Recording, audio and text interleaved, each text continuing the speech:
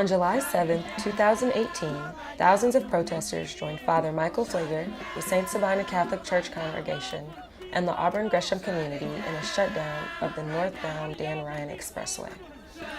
Despite intimidation tactics used by state and local police, people of all colors from all across the city of Chicago came together to get the attention of lawmakers with a set of demands. 1. Resources for our communities. 2. National common sense gun laws. 3. Jobs. 4. Excellent schools. 5. Economic development. No matter the protesters' religious views, everyone agreed that these demands were important and that the Dan Ryan shutdown was a necessary move to let government officials know that the tide was beginning to turn.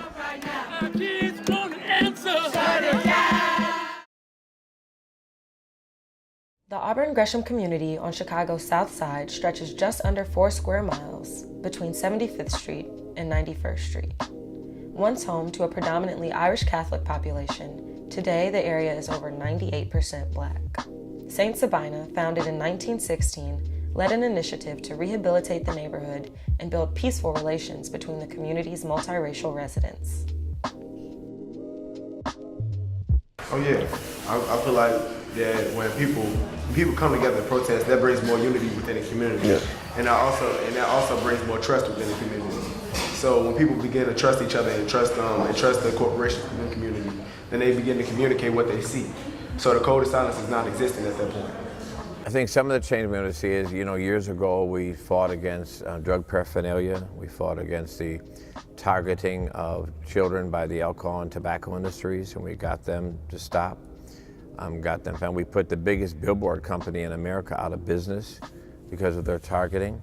We closed 12 stores that were disrespectful to the community. We put them out of business. We brought in a Walgreens, brought in a skating rink and a bowling alley at 76 and Racing. We built 26 homes. We brought in BJ's Market. We're actually part owners of BJ's Market. Violence from back 10 years ago has dropped 86%. I think that this generation behind us has to purchase the community. And what I mean by purchase the community is the properties that are no one is living in, the multi-unit buildings that are empty.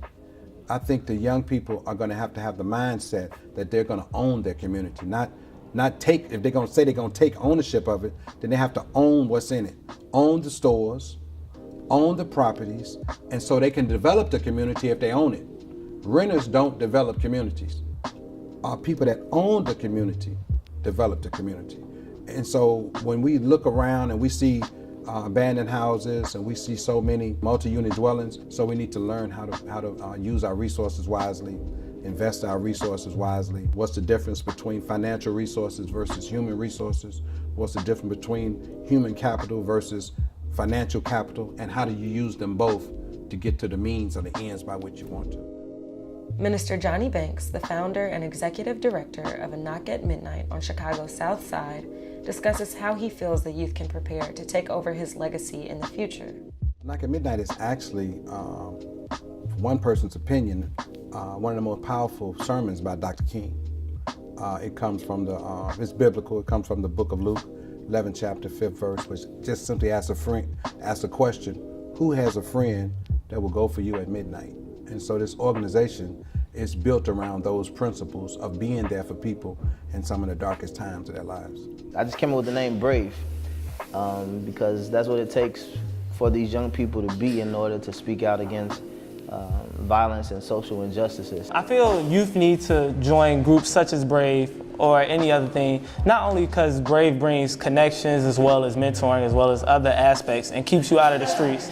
I think many youth just need to be involved in something extracurricular because you have to have something to do in your free time or else you might end up doing illegal things, things that are just not truly beneficial to you. So one of the things we try to do here is work with young people, trying to help them find employment, not only just get off the street, but they need something to do that creates resources for themselves. The lack of resources such as healthy food options, jobs, and proper education have failed and continue to fail Black communities. Through the activism and leadership of involved community members, The Auburn-Gresham community is standing up against the social injustices that affect communities all across the city. We expect more people to rise up and actually do something about it. There's a lot of people at home that are not really doing anything because they feel like it's not really affecting them, but it affects us. Our communities, it affects every single one of us. We live here too. Our lives matter too, and their lives matter too. I think where the community goes is where we demand and push it to go. I mean, if we're waiting for a governor or a mayor to lift these neighborhoods up to be what they should be, it's not going to happen. You have to force them. The park was full of trash, where people from nearby has just trashed the park. We had to initially clean up the park with brooms just for the children to be able to play. So I think that's very unacceptable that our children really, it's already that so much violence in Chicago, but then for our children not to even have a safe place to play. Our neighborhoods are kind of dirty, so like cleaning it and stuff, jobs. Like I think if somebody had a job and they had money and they had a positive way to put food on their table for themselves and for their family, some of this stuff wouldn't be going on. I want to be a part of a change that's going to be happening within the communities that are on the South and West Side. I want to be a part of something that's going to enforce the change within the communities. I want to be a leader in my community because I feel like it's not enough. If I could be a leader and show you my age or in my age range to actually lead and not follow and actually want change that's happening in your community, then I will feel like just strong, like, because I don't feel like it's enough leaders. It was something that we did on the damn round. We gave around chalk for people to write down enough or write down something that believe is true. And some people actually wrote down their lost ones. I do a lot of prison abolition work and a lot of food justice work along the lines of food access and food justice. You know what I mean? Trying to educate people on nutritional options as far as eating, because a lot of neighborhoods around this neighborhood is a food desert. This neighborhood is definitely a food desert as well. It's not any fruit, any fresh fruits, vegetables, or any, it's not too many places that utilize the green space that we do have. We have quite a few young people that's been with us since they were 11 years old.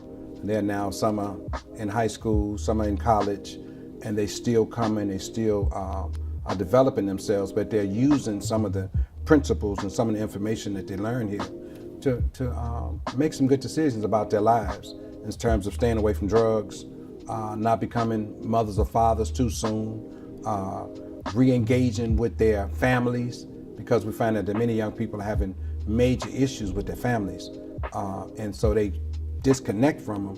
And so we push that whole relationship to be whole, to be productive, so that, because just like the young people need their parents, parents need their children as well. So we try to instill those principles, and all of it using a spiritual kind of undertone to get people to kind of try to live their lives right. We have some young people that's been here for years, and they know all of the nuances of what we're doing, why we're doing it, and they are now ready as soon as we move over to actually start to call all of the shots and make the decisions about what we should be doing and how it should be done. Unbelievable youth here, youth and young adults that are, we've been training them. We train them in social justice classes, train them in the principles of leadership with Dr. King, training them all to be leaders in their own right, to be leaders in their block, amongst their peers, in their schools. So yeah, I'm extremely proud of the young people, and they far surpass, what I was hoping for and seeing them. And now they're really leading this fight for justice. In order for there to be change, we have to take action ourselves. Waiting for help leads us nowhere, but coming together as one can start a wave of change.